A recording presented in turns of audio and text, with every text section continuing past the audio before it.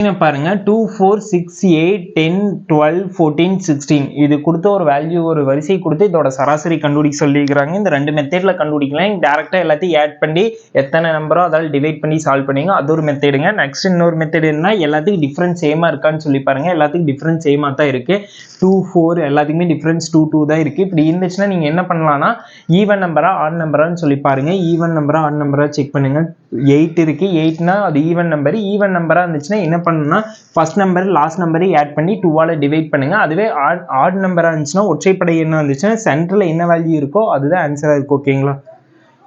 இப்ப பாருங்க, இங்க பாருங்க ஈவன் நம்பரா இருக்குது. ஈவன் நம்பரா இருந்துச்சுன்னா first value last value add பண்ணுங்க. 2 + 16 ஆட் பண்ணி 2 ஆல டிவைட் பண்ண சொன்னா ஆட் பண்ண என்னங்க வருது 18.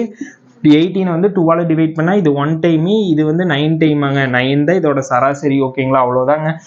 ரெண்டு சராசரி ஃபைண்ட் பண்ணும்போது பார்க்க வேண்டியங்க. உங்களுக்கு வந்து எல்லாமே டிஃபரன்ஸ் சேமா இருந்துச்சுன்னா நீங்க வந்து ஒற்றைப்படை என்ன இருந்துச்சுன்னா ஃபர்ஸ்ட் நம்பரையும் சென்டர்ல இருக்கிற வேல்யூ எடுத்து போட்டுங்க. அதுவே ஈவன் நம்பரா இருந்துச்சுன்னா ஃபர்ஸ்ட் வேல்யூயும் லாஸ்ட் வேல்யூயும் கூட்டி 2 ஆல டிவைட் பண்ணி போட்டுக்கோங்க. ஓகேங்களா? அது வந்து டிஃபரன்ஸ் வேற மாதிரி இருந்துச்சுன்னா எல்லாத்தையும் ஆட் பண்ணி டோட்டல் எண்ணிக்கையால டிவைட் பண்ணிக்கோங்க. அது மாதிரி ஒரு சம் சால்வ் பண்ணி